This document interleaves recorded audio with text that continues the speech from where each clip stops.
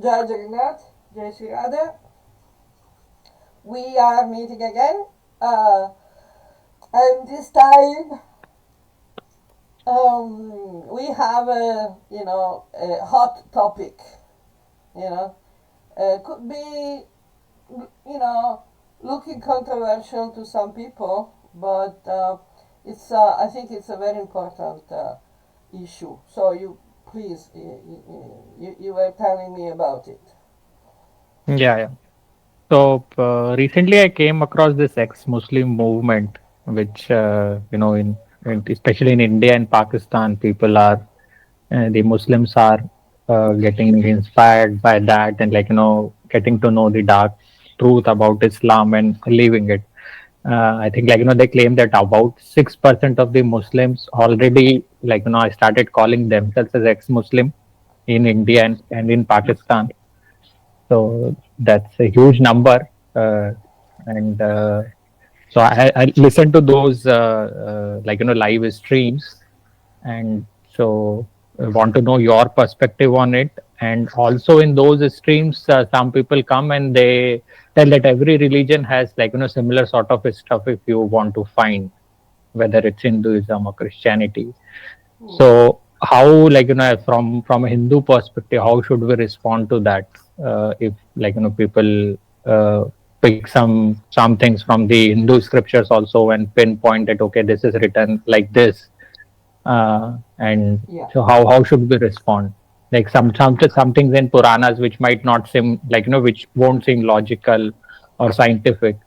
So how to address that? Okay. Okay. I think that the main point here is about specifically Muslims who uh, don't want to identify with Islam. So let's go step by step.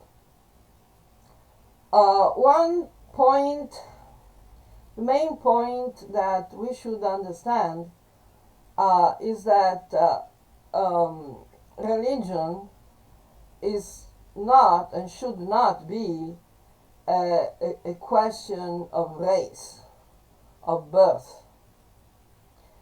The idea that religion is something that is connected with birth is a typical Abrahamic idea because all Abrahamic religions do not allow their members to live. The penalty for leaving the Abrahamic religion that you're supposed to belong to is usually the death penalty. The particular definition for someone who leaves the Abrahamic religion to which he's supposed to belong is apostasy. You heard about apostasy? Yes. Okay. Apostasy literally means renouncing the Abrahamic religion. Now, the only one of the Abrahamic religions, there are three, basically, three sects, that is actually enacting this death penalty for apostasy and blasphemy, is Islam. Because only Islam has presently fundamentalist governments over, specific geographical and national regions. Um, this means that wherever the government of a region is at a Muslim majority or Muslim controlled, then there will be government laws that punish apostasy as a crime. This used to be also applied in Christianity. But Christianity, thank God, haha, has lost uh, almost all its power in the last few centuries. The loss of power by the Christian churches and Christianity in general started with the Renaissance in Europe, about from 1400s onwards up to 1700s. And then there was in 1800s, there was the French Revolution, you know, the Reformation, the French Revolution and everything. So basically Christianity was left mostly powerless. It is starting to come back, especially in the United States, in the last few decades, but not before the Second World War. So apostasy is considered a crime and punishable by death. Now, this goes against the logical meaning of religion, but it is the essence, the foundation of the Abrahamic concept of religion, which is based on the body. All the Abrahamic religions claim that we are bodies, as human beings, we are bodies, and we have a soul that belongs to God. It's not clear how we have a soul, where the soul is, what we can do with it, what happens at death, you know, if we go to heaven or hell, or if the soul goes to heaven or hell, it is very confused. But, you know, everyone in the Abrahamic sect has their theory. But, you know, the point is that when you are converted or induced in that particular religion, willing or not willing, usually not willing, because automatically if someone is born in a, let's say, Muslim family, that person is already considered Muslim. They don't need to do anything else to be Muslims. They're automatically Muslims. And the same with Christians and Jews and stuff. Now, they cannot go out. They cannot leave. So when we see that there is an increase in the number of ex-Muslims, meaning people who were born in a Muslim community but do not agree with the Muslim ideology. Because this is, I think this is a key to understand the problem. You know, Yes. They don't agree to follow the Muslim ideology even if such a choice from their part is extremely dangerous. Because the government, the Islamic government and the Islamic supranational government, means the how you call it, the Ummah, you know, or the total Islamic movement.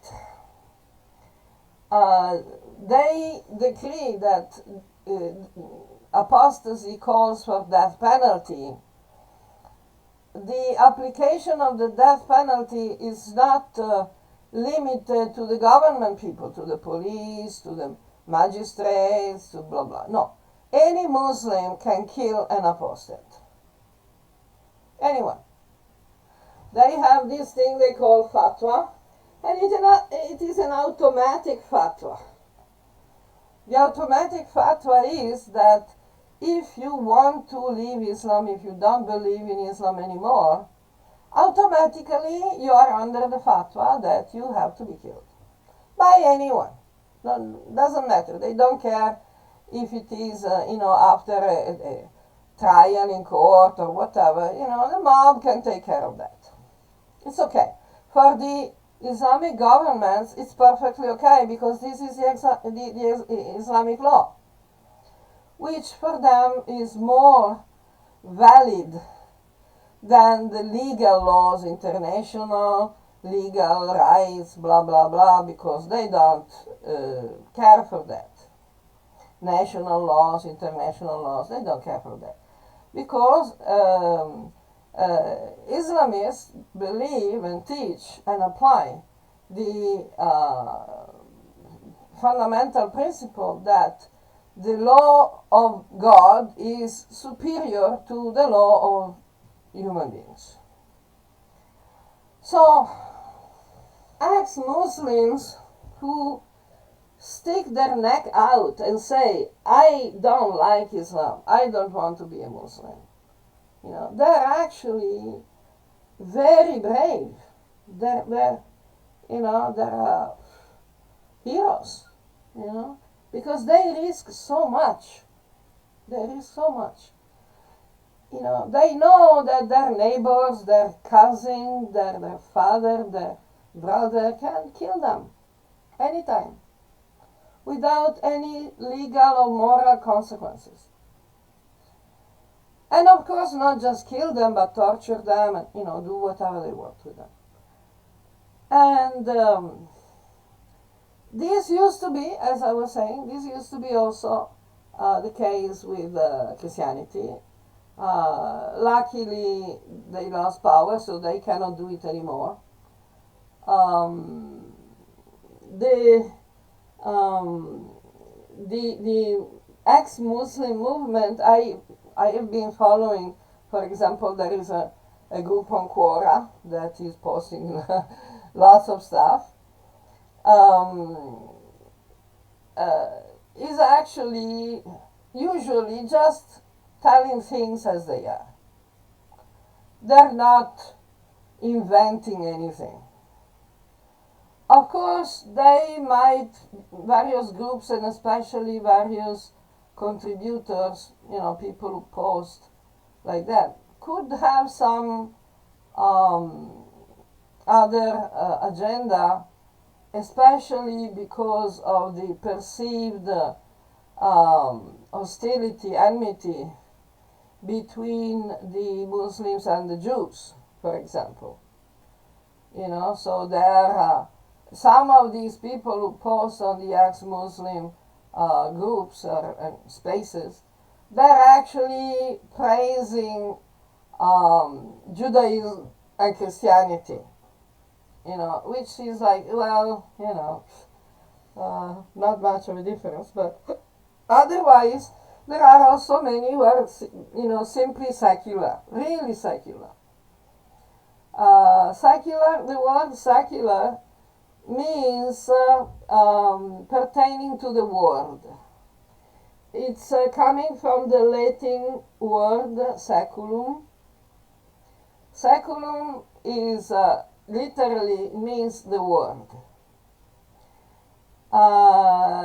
And it has been used to distinguish between the religious and the secular, in the sense that the religious were talking about the other world, like paradise, hell, heaven, hell, like that.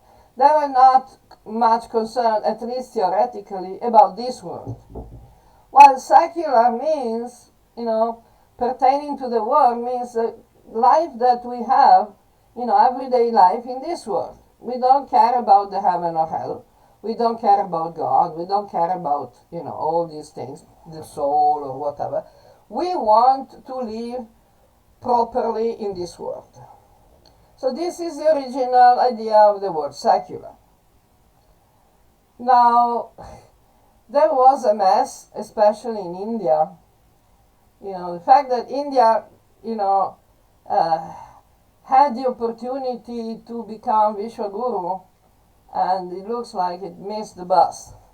Anyway, so in the Indian constitution, Ambedkar Rao, who wrote the Indian constitution, was not very favorable to Hinduism because of the general perceived notion that Hinduism is based on the caste system, which, by the way, is not a fact. But anyway, this was the idea of the socialists and Marxists and people that wrote the Indian constitution, and mostly Muslims as well, because Nehru was not exactly a Hindu. Ali Jinnah was definitely a fundamentalist Muslim, and so on. So, in the Indian constitution, there is an expression that I think is very interesting, and this expression is Dharma Nirapekshata. So, in Hindi, Dharma Nirapekshata is supposed to mean that it doesn't make a consideration based on religion. But because Dharma doesn't mean religion, Dharma means the Sanatana Dharma, the actual natural religion of all the human beings, irrespective of their creed. So when they wrote Dharma Nirapekshata, it was very clear that they were opposing Hinduism and the Dharma as considered by Hinduism. So the Indian constitution is not favorable to Hindus, but is favorable to the so-called minorities. Even now, when they become majorities. So, like for example, we see in Kashmir in India that that Muslims are not a minority anymore by any stretch of meaning, but still they have many privileges, as a minority. Now, all the Abrahamic religions, ideologies, convert people, as we were saying before, willing or not, even not willing. There are many conversions that happen along the history of India, either on point of sword, like convert or I kill you. Okay, that's not exactly a change of belief. By putting the person in such a position that he could not remain within the Hindu society. For example, by raping women, by forcing men to do very dirty work, like night soil cleaning or stuff like that, that transformed that person into untouchable, so could not participate normally to the Hindu society, and similar ways, or otherwise by bribing people, by offering them special benefits, such as government jobs, exemption from taxes, so many other ways. So lots of Hindus during the Islamic dominations actually chose to serve the Islamic rulers, and they even became Muslims.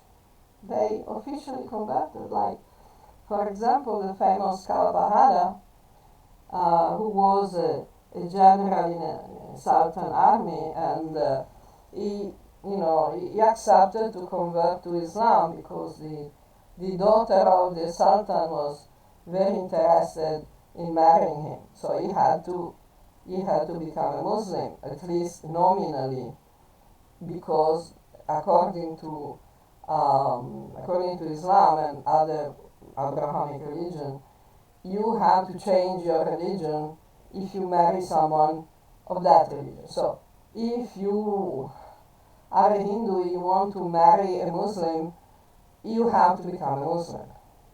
There's no way around it.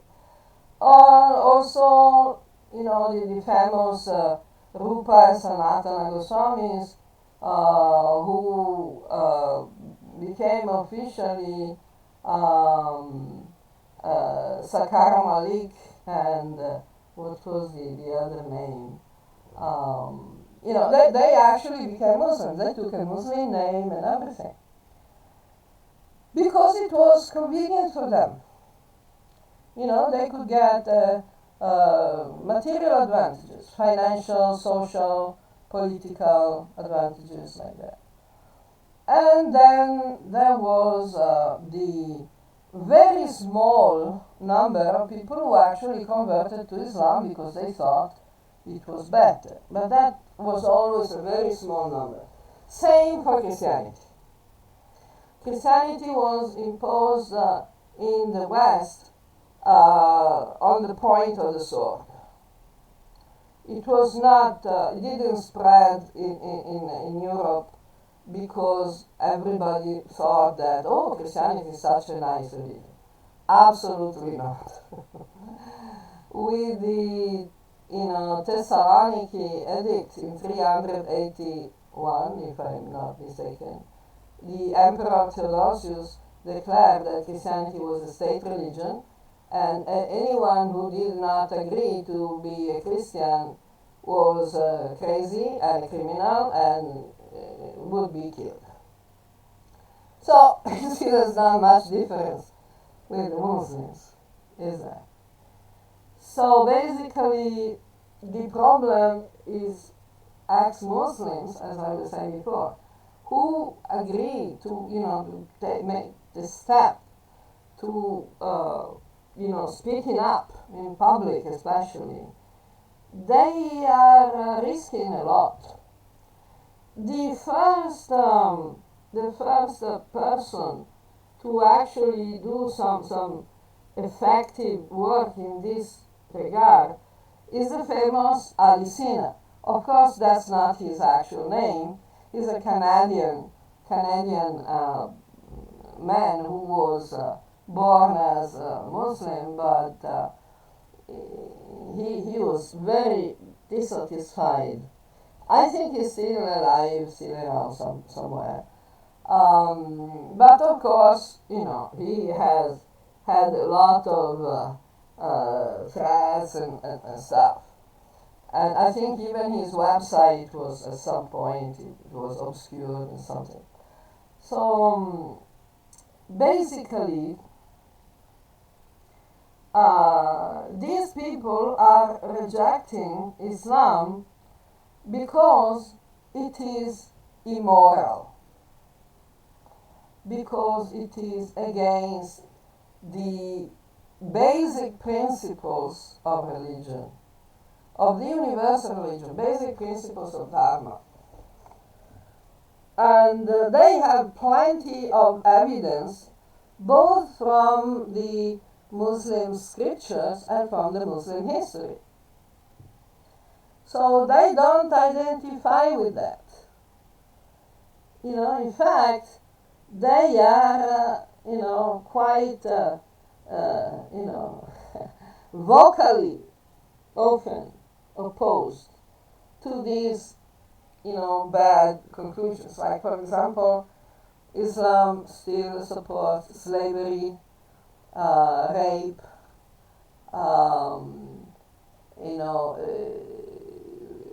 physical punishment, capital punishment for stupid things. It doesn't recognize any right to women. It doesn't recognize any rights to children, for example, or to speak of animals. It is obsessive with the control of the population.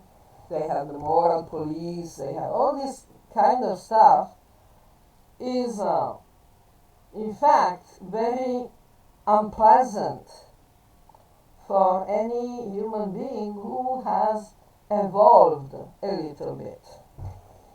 Now, unfortunately, Hindus are not doing, you know, all that they should do or could do, you know, because many Hindus, including many Hindu leaders, are pretty confused on what Hinduism is. So they have a jumble, a jumble of Lokika Shraddha and ideas about opinions and, vague quotes, vague things that they heard, you know. And for example, I observed that some of these Hindus are actually imitating or following Islamic principles and behaviors. Like, for example, there are lots of Hindus, including Hindu activists, who go to visit the tombs of the Sufi and fakirs. And the Sufis were not less anti-Hindu than the sultans. They're totally Islamists, so they totally supported Sharia. Even if they were a little bit mystic for themselves, but they never defended Hindus. So why the Hindus go to visit the tomb of the Sufis and worship the Sufis? We don't really know. It's not really reasonable. The same also this Shirdi Sai Baba, he was not a very bad person, so he didn't go around and convert people forcibly or whatever, But how is he considered a Hindu guru? He never spoke about Hinduism or Shastra or anything. He became famous among Hindus because people believed that he was making miracles. That he was, when people didn't have a child, went there, to pay pranam and worship this Shirdi Sai Baba. They were, some of them got a child and said, yeah, wow, incredible, great, miracle, he's a saint, he's a saint. Still today, there's a lot of Hindus worshipping the Shirdi Sai Baba. It's okay, but he was not a Hindu. And he never talked anything about spirituality or Vedic knowledge or religion for that matter, because he was a Muslim. He was just a fakir, fear of fakir, whatever. That's why they gave him the name Sai. Sai is usually a name for this type of Muslim mystics. So, it's weird, little weird. And until quite recently, the Indian government position was very favorable to Muslims, because the Nehru family, Nehru Gandhi family, were basically declaredly Muslims. Not fundamentalist Muslims, but Nehru was coming from a Muslim family, and he absolutely did not identify as a Hindu. So there has been a lot of emphasis of the struggle for the Indian independence, the freedom fight. And even in that process, the position of the Muslims was privileged.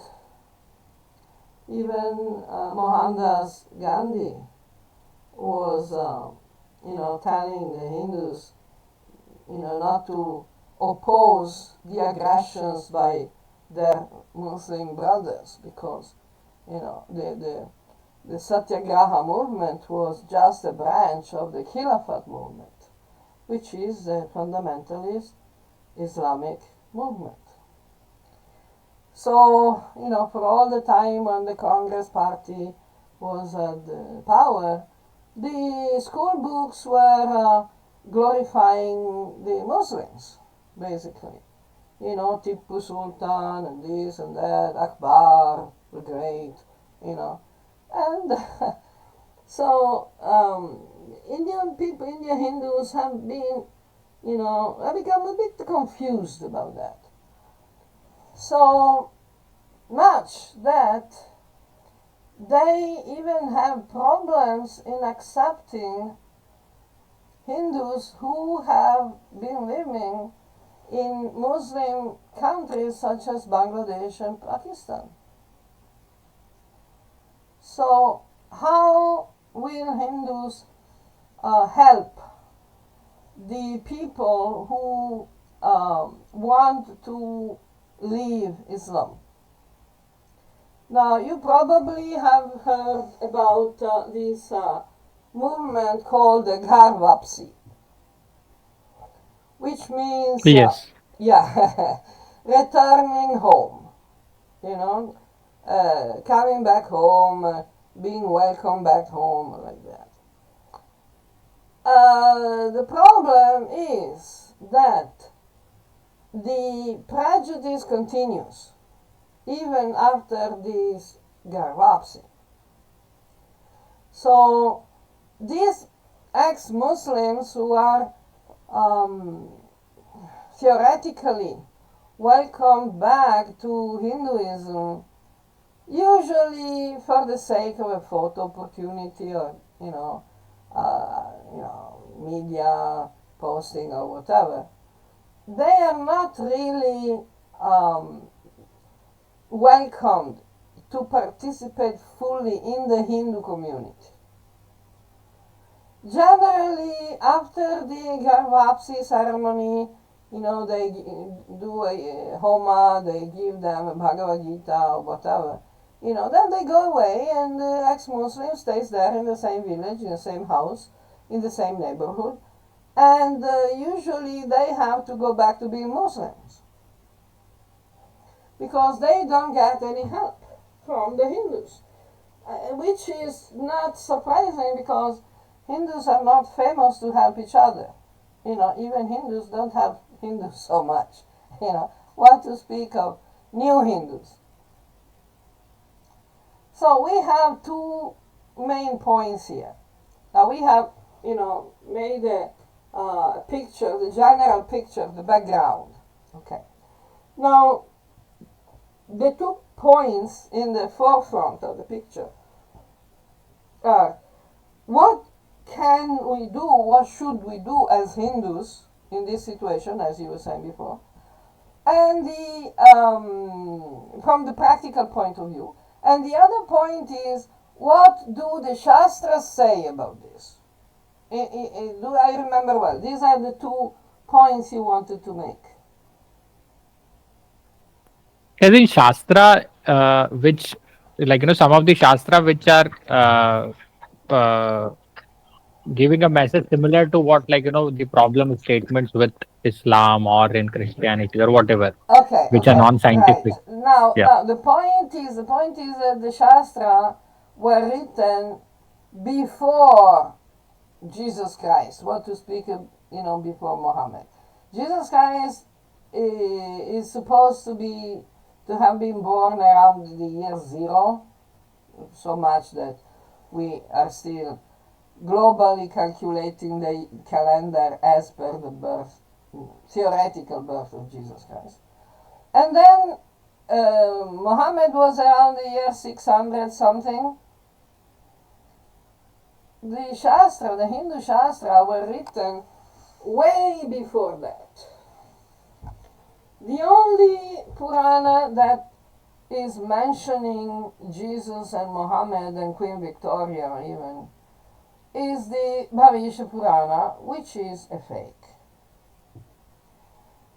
Because it was written in colonial times to replace the Devi Bhagavata Purana, because both the Islamists and especially the British didn't like women to be worshipped. So the worship of the Mother Goddess in British India went really down, was almost disappeared. The only way that could remain a little bit was as connected to Vishnu, as Lakshmi, as the obedient wife that is massaging the feet of Vishnu, or Radha, that is the counterpart of Krishna, and both Radha and Krishna didn't seem so dangerous to the British. On the other hand, they couldn't tolerate Mother Kali, Durga. So that kind of worship became more secretive, not so openly followed. So basically, the Devi Mahabhagavata Purana was pushed out of the 18 major Puranas, and in its place they stuck this Bhavishya Purana, which is actually, very very favorable to Abrahamics and to the British, which, okay. So in the past, at the time when the Shastras were written, the Vedic scriptures were written, there was a normal idea. It was normally accepted that everyone should become Arya. In Rig Veda, Krimbanto Vishwamaryam. Let us make everyone Arya. Vishwa, everyone. All the people, all the human beings should become Arya. What does that mean? Of course, it doesn't mean that everybody should become of Aryan race, because you cannot change your race. Seriously. It's not very practical. And it was not intended to be by forcing people to accept the Vedic religion, because even in Vedic times there were a lot of groups and kingdoms and tribes and everything that did not follow the Arya system of the Varnashrama Dharma, and nobody bothered them. Even they made friends with them. The Arya kingdoms and groups made friends with non-Arya or an-Arya kingdoms and groups, and we see, for example, in the Mahabharata, there were many of such kingdoms and groups that were not Arya, they were an-Arya, but they allied with the Arya kingdoms, for the great battle of Kurukshetra. So, what does it mean, making everybody Arya? It means all those who want to accept the Vedic system should be encouraged and supported, should be welcomed. One very famous passage in the Bhagavata Purana, sometimes called Srimad Bhagavatam, because it's most famous Purana, talking specifically about Vishnu and Krishna. There is a passage by I think by Sukadeva Goswami, and the passage says, Kirata Hunandra Pulinda Pulkasha and it makes a list of all the groups that are not Aryas. So, Kirata, Huna, the Huns, we know the Huns. Kiratas are the Chinese, especially in the Caucasus Mountains, bordering with the steppe that also becomes Mongolia and China. Okay. Huns. Andhra. In Andhra Pradesh there were a lot of Anarya tribes. Kulinda, the Greeks. From the area of Greece, from the sea peoples and everything. Pulkas, I don't remember who are the Pulkas. The Yavanas. Yavanas were specifically the desert tribes, the people who were living in the Middle East, which later became Christians and Muslims.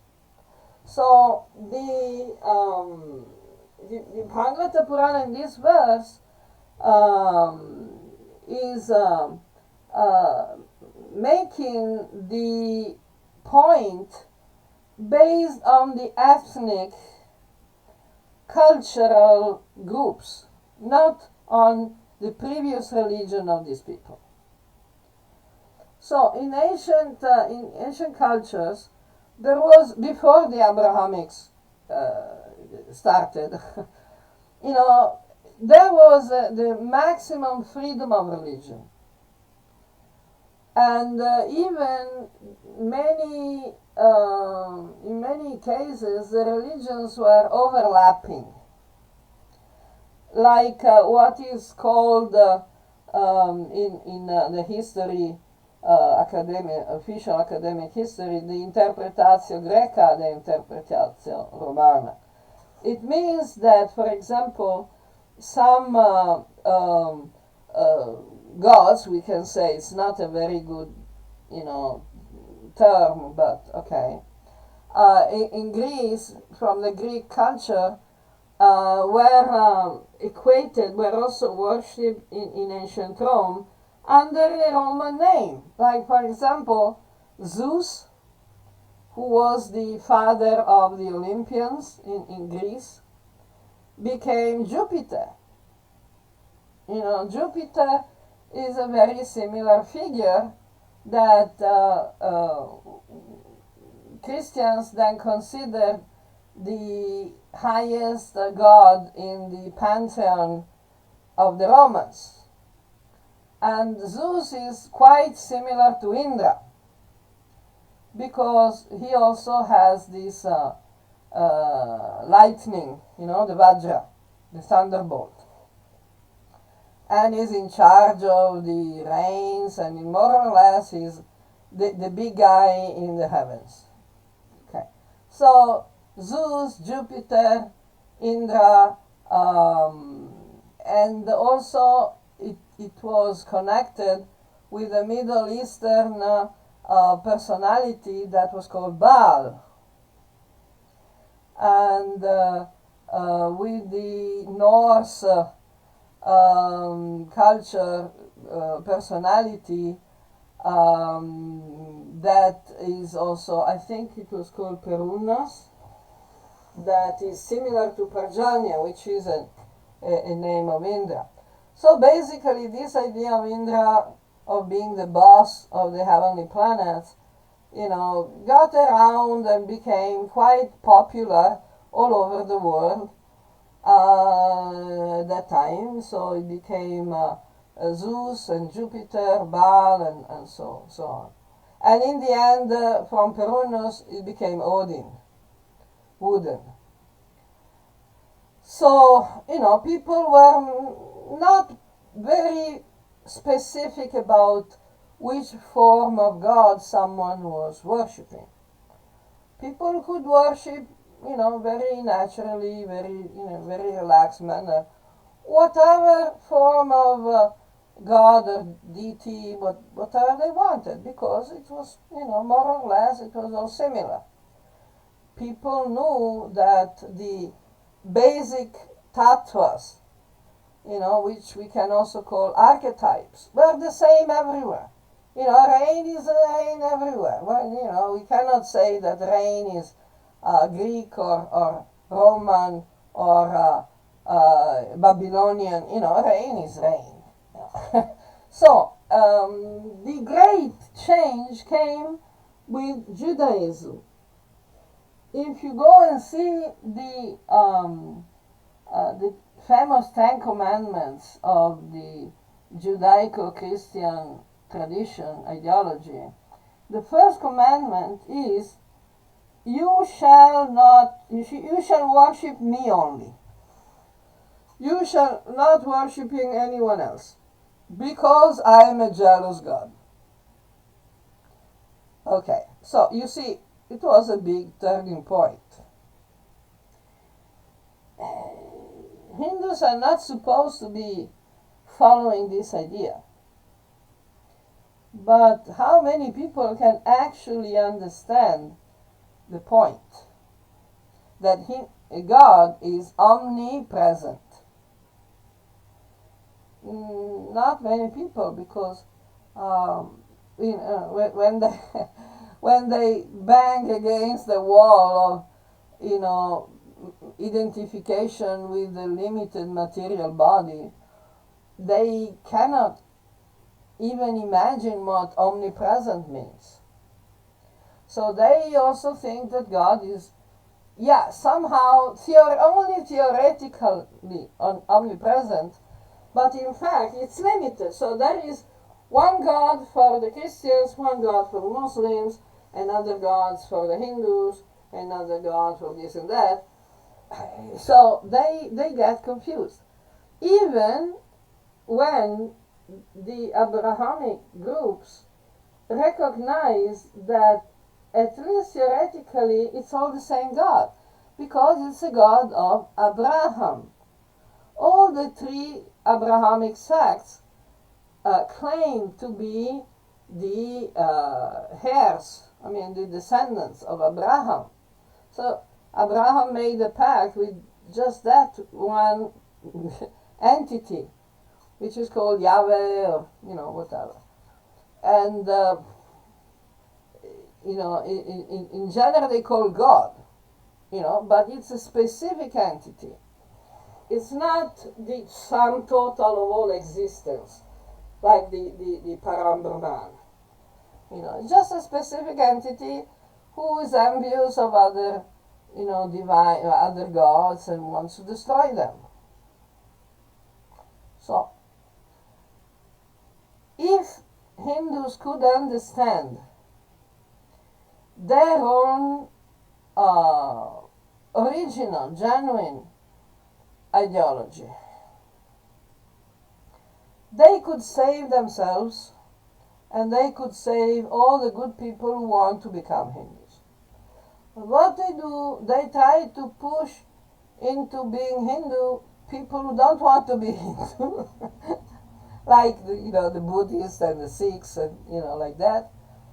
And the people who actually want to be Hindus, they don't accept them, because you're not. You don't have the Hindu DNA.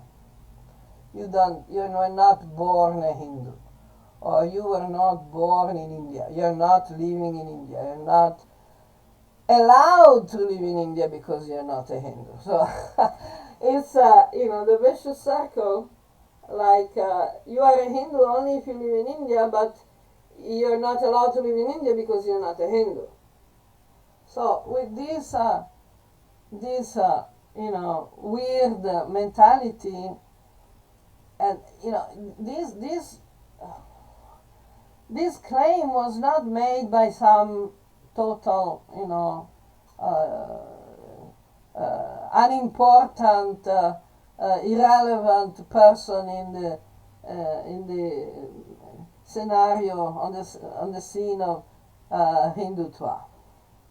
It was made by the chief of RSS, Muhammad, who said, literally, Hindus are those who live in India. So, this is, immediately excludes all the Hindu activists and very good Hindus who live, for example, in Nepal, which is not India, in Bali, Indonesia, traditionally for thousands of years, and Bali is not India. Of course, Hindus who live in Bangladesh and Pakistan who don't deserve anything because, okay, they don't live in India and they don't have the right to live in India.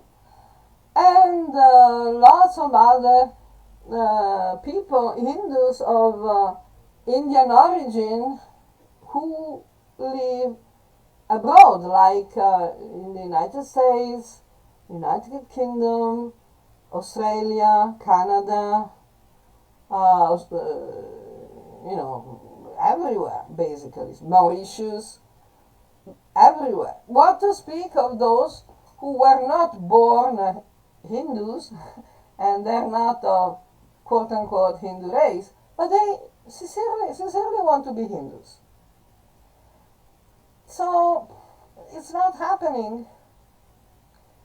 So what can we do for Indian people who were born in a Muslim community and they want to get out of it? They want to be ex-Muslims.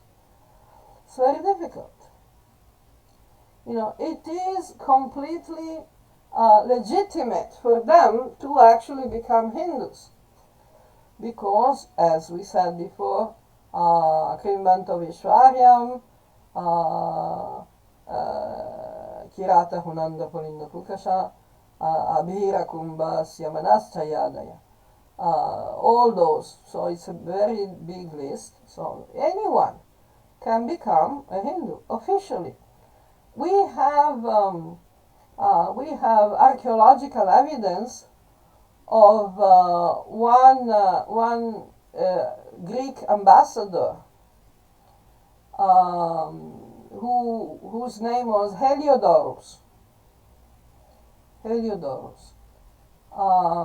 who was an ambassador from one king of Greece, I don't know which one, and he visited India, and he listened to the philosophy, the Vedic knowledge and everything. He became very enthusiastic.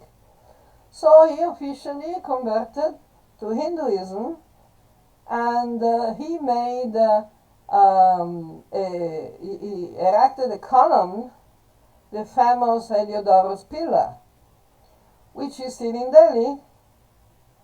And the inscription says that Heliodorus converted to Hinduism and is now a servant of Vasudeva Vishnu. So, if you read my book, Why I Became a Hindu, there is a lot of evidence from history, even quite recently.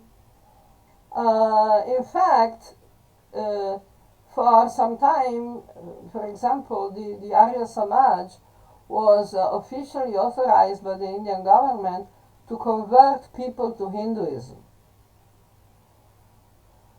So if they got a letter from the Arya Samaj, management, they could be officially recognized as Hindus.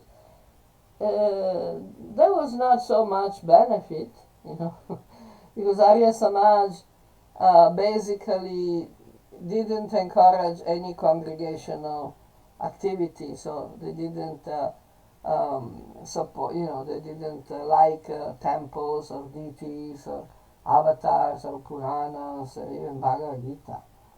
So it was not very attractive for people. But there should be some system by which actually people can change their name legally, and they can actually participate to congregational activities in the Hindu community, as all the other people, Indians or non-Indians. It doesn't matter. So, I don't know. Did this answer your questions? Yes. Okay. I think, I try to give a larger, view on Mhm. the issue. Yes. So, we can definitely make friends with people who, were born in the Muslim community, and they want to reach out to Hindus, to make friends and cooperate and everything. The problem is that these people are very vulnerable to radicalization. If they're not getting sufficient support and, protection and everything, they can easily be targeted for radicalization. So the Islamic fundamentalists will go to them, and put a knife to their daughter and wife and say, okay, now you are Muslims, you're Muslims, you cannot leave. Now, if you don't want to be good Muslims, I will just kill you because you are apostates. So, you know, if they stick their neck out, they become more visible targets. So, we need to, encourage Hindus to become more, more willing to cooperate, to help each other, because this is how we survive. Otherwise, we're not going to survive. Okay, any other observation? We did 1 hour, more or less. Yeah. Any other observation? Any other comment, question? No, it, Nope. it covered like how it started, how what caused it, what we need to learn from it, Yeah, how it started, what caused it. You go and see when people become a little more, evolved. They get a little bit of education. They can develop. They can feel their conscience. They have some sense of humanity. Unless, of course, they become radicalized, because criminals are also human beings, but they are not exactly following the ideas of non-violence, cooperation, harmony. That's not the point. But if a human being becomes a little bit more evolved, you know um, that's the tendency, to develop, to feel compassion, to have a sense of justice, a sense of protection for the innocent. These are things that all human beings are supposed to follow, to observe. And this is why they're called Sanatana Dharma.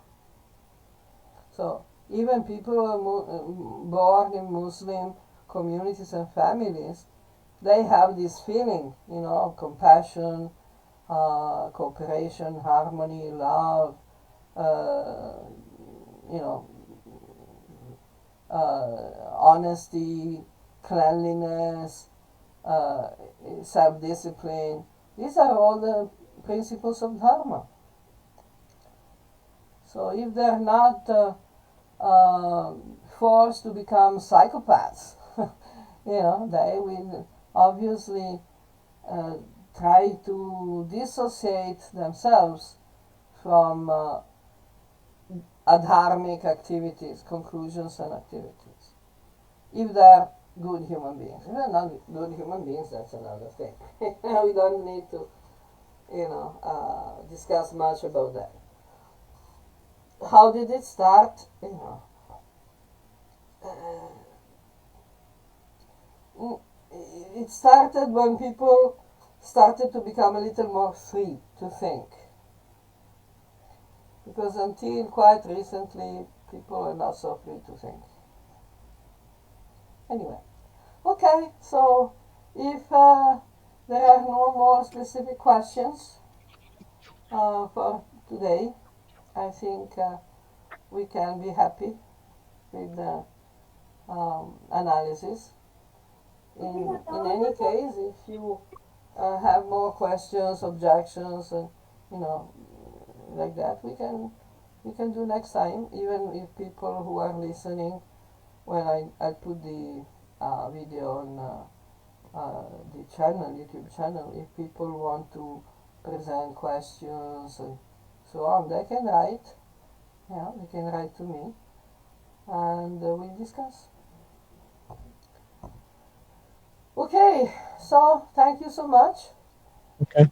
Thank for you. Thank you for participating. your time. It's always very, very encouraging. These discussions we are having. We'll continue. Jai. Okay. Jai Jagannath. Jai Jagannath. Jai Jai Ram. Shri Radhe.